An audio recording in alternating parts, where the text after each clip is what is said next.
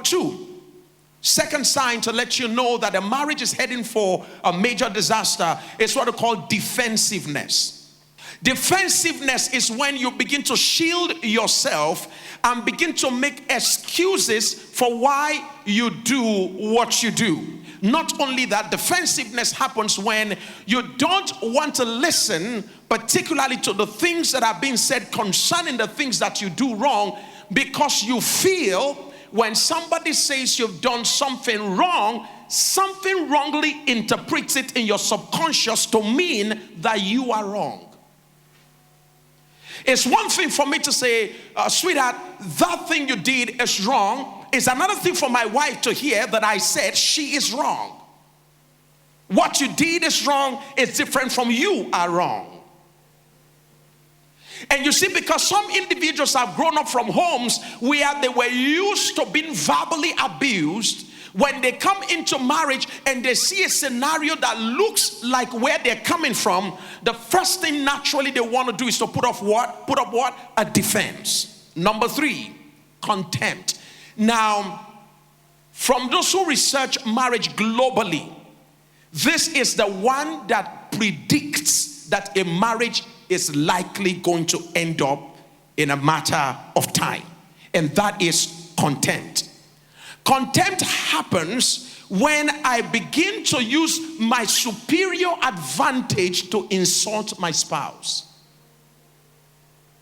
For instance, my personality is phlegmatic. And as a phlegmatic person, I'm more of a thinker than an action-oriented person. What that means is that I take my time to think through a process before I engage the forces of action. Now, for instance, my wife is a choleric person, talking about basic personality traits. My wife is a choleric person. What that means is that she is more action-oriented and less thinking. That doesn't mean she doesn't think, but it just means that she is someone who is more prone to acting than just thinking. Now, the challenge is this. When my wife does something and she doesn't get it right, when a marriage is about to fail, instead of just looking at my wife and say, sweetheart, wow, thank God. I mean, that was such a great trial you just did. I'm sure if you do it the next time, you're going to make it. Maybe you just need to look at some of the things you didn't do right and then do it again and you're going to get it right. Now, for a marriage that's about to fail, this is going to be the response. I told you, you don't think. You don't think. You don't think. Common sense, you don't have it. I'm praying for you. I'm praying for you. I'm telling you, I'm praying for you. I'm praying for you. I'm praying for you. I mean, can't you see how organized I am? Now, you see, that's the problem. You see, when you go into the stage of contempt, you become blinded by what you call your strength, which is actually pseudo-strength. Because in reality, you don't know how imperfect you are. You see, you need to be thrown out of your immediate space in order to recognize your imperfection.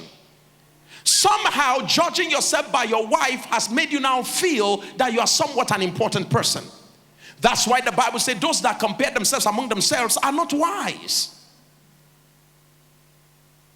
So you find situations whereby the man will look at his wife and say to her, look at the way you arrange your house. I told you, you are not organized. What he's simply trying to say is that I am what? I'm organized. And then you find men also who perhaps are melancholic in nature. Okay, now these are men who are just excited a few moments ago, and then the next moment you don't even know what you did to them, and it's just sad, and you didn't do anything to make him sad. And then you know, you come to him and you say, sweetheart, what's going on? You're looking sad. I'm all right. But sweetheart, you were just happy. Did I do anything wrong? Did I say you did something wrong? You know, and you know, when you have such a man, a moody person, a melancholic man by nature, what happens is that if you are a sanguine wife who naturally is predisposed to talking without thinking, have you met a sanguine person before? The moment they are coming into the room, before they enter the room, you will know they are around. You're hearing their voice from afar. Anybody know somebody like that? Wonderful, amen. They are the ones who light up the room. Thank God for sanguines. If not for them, only God knows how our world will look like. And then you now have a situation where a man will look at his wife and say, you talk too much. I told you you talk too much. You won't shut up. I told you. You talk. This your mouth.